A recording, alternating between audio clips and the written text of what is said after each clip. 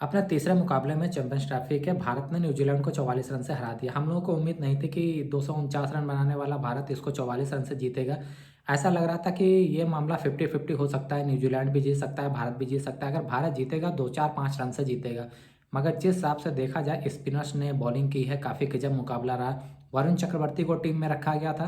वरुण चक्रवर्ती ने अपने 10 ओवर में 5 विकेट लिए हैं और काफ़ी ज़बरदस्त विकेट लिए हैं। सबसे ज़्यादा जो खतरनाक विकेट साबित हो सकता था विलियमसन का, उसको अक्षर पटेल ने स्टंपिंग कराया।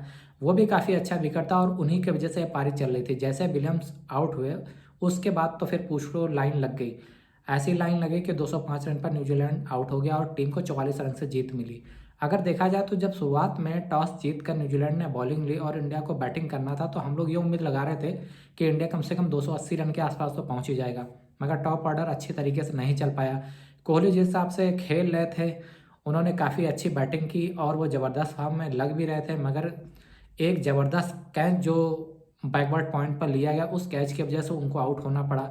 और जो देखा जाए तो विलियमसन और फिल वगैरह ये सब जिन लोगों ने भी कैच पकड़े हैं, काफ़ी ज़बरदस्त कैच पकड़े हैं न्यूजीलैंड की तरफ से।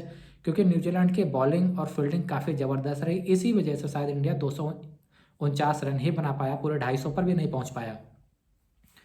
उसके बाद जब न्यूजीलैंड की बैटिंग आई तो ठीक वैसा ही न्यूजीलैंड के साथ हुआ जो इंडिया के साथ हो रहा था। अब इंडिया की तरफ से सबसे ज़्यादा 79 रन अगर देखा जाए तो श्रेयस ने बनाए, श्रेयस अय्यर ने बनाए। उसके बाद 45 रन हार्दिक पांड्या और उसके बाद 42 रन अक्षर पटेल ने बनाए और अक्षर पटेल ने विलियमसन का सबसे कीमती विकेट भी लिया। अगर न्यूजीलैंड की हम लोग बात करें तो न्यूजीलैंड की तरफ से 81 रन विलियमसन ने बनाए हैं। बाकी सब लोगों ने थोड़े थोड़े रन बनाए, उनके सारे बैट्समैन चल नहीं पाए जिस हिसाब से उम्मीद की जा रही थी। या ये भी कह सकते हैं कि जिस हिसाब से उम्मीद की जा रही थी उस हिसाब से इंडिया की बॉलिंग ज़बरदस्त रही। खासकर स्पिनर को शामिल किया गया था, उन्होंने 5 विकेट लिए। वरुण चक्रवर्ती की बात कर रहे हैं। अब अगर देखा जाए तो यहाँ पर इंडिया मैच जीत गया। अब इंडिया का मुकाबला ऑस्ट्रेलिया के साथ 4 तारीख को होने वाला है, जो कि दुबई में होगा। और अफ्रीका का मुकाबला न्यूजीलैंड के साथ अब लाहौर में 5 को होने वाला है। तो इंडिया अपना अगला सेमीफाइनल इसी मैदान पर खेलेगी ऑस्ट्रेलिया के साथ। अगर ऑस्ट्रेलिया की बात करें तो ऑस्ट्रेलिया की टीम ज़बरदस्त है, मगर जिस हिसाब से उनकी बॉलिंग है उस हिसाब से देखा जाए तो इंडिया की बॉलिंग ज़बरदस्त है। अब इंडियन बैट्समैन को उनकी बॉलिंग को बस अच्छे से खेलना, अच्छे रन बनाने हैं। बाकी इंडिया की बॉलिंग अच्छी है तो इंडिया ऑस्ट्रेलिया को आसानी से हरा सकती है। ये बात हो गई। अब देखा जाए ऑस्ट्रेलियन टीम चाहे वो जिसको भी लेकर आए, चाहे बॉलिंग हो या बैट्समैन हो, सारे के सारे ज़बरदस्त होते हैं। क्योंकि शायद ऑस्ट्रेलिया के डीएनए में ऐसा है कि वो टीम जीतने के लिए खेलती है। मगर इंडिया को भी मेहनत करनी होगी, अपने बैटिंग पर विशेष ध्यान देना होगा। क्योंकि बैटिंग से अगर इंडिया पहले खेलती है तो कम से कम 270 या 280 रन लगाने होंगे और उसके बाद बैटिंग बॉलिंग करनी होगी। अगर टीम इंडिया पहले बॉलिंग करती है तो कोशिश करना है कि उनको 250 रन से पहले ही ऑस्ट्रेलिया को आउट करना है।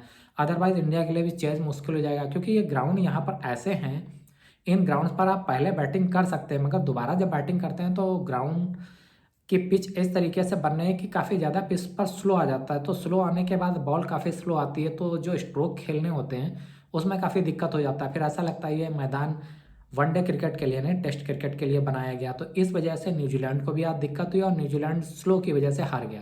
क्योंकि एक टाइम न्यूजीलैंड जब विलियमसन खेल रहे थे तो लग रहा था कि न्यूजीलैंड जीत जाएगा। मगर जैसे ही अक्षर पटेल ने विलियमसन को 81 रन पर स्टंपिंग करवाई, उसके बाद उम्मीद हो गई कि अब इंडिया ही जीतेगा। क्योंकि कहीं ना कहीं न्यूजीलैंड की जो बैटिंग होती है वो विलियमसन के आसपास ही घूमती है।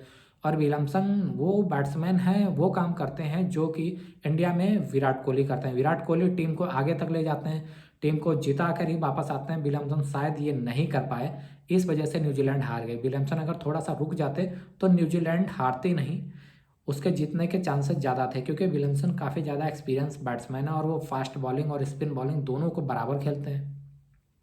शायद उनकी जल्दबाजी की वजह से और कहीं ना कहीं इंडियन बॉलिंग का प्रेशर इतना ज़्यादा हो रहा था कि बॉल्स कम होती जा रही थी, रन बढ़ते जा रहे थे। तो रन गति को बढ़ाने के चक्कर में विलियमसन को स्टंपिंग होना पड़ा और ये इंडिया के लिए मेन साबित हुआ। और जैसे ही विलियमसन आउट हुए इंडिया की जीत के चांस बढ़ गए और लास्ट में इंडियन स्पिनर ने 205 रन पर उनको आउट करके 44 रन से जीत भारत के नाम कर दी। तो अब भारत का मुकाबला 4 तारीख को ऑस्ट्रेलिया से होगा। तो ऑस्ट्रेलिया की बैटिंग तो ठीक ठाक चल रही है, बॉलिंग भी ठीक ही है। मगर इंडिया की बॉलिंग जिस हिसाब से ज़बरदस्त है, दुबई में हो रही है, उस हिसाब से बॉलिंग करे तो ऑस्ट्रेलिया को आसानी से हराया जा सकता है। अब इंडिया अगर पहले खेले तो 270 या 80 रन जरूरी हैं।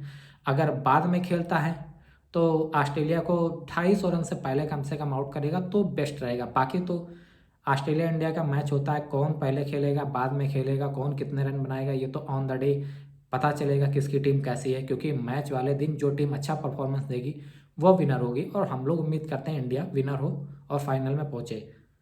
और दूसरा सेमीफाइनल 5 तारीख को खेला जाएगा अफ्रीका और न्यूजीलैंड के बीच। उसमें किसकी उम्मीद है ये आप बताएं। फिलहाल उम्मीद करते हैं इंडिया फाइनल खेलेगी। मिलते हैं नेक्स्ट वीडियो में। धन्यवाद।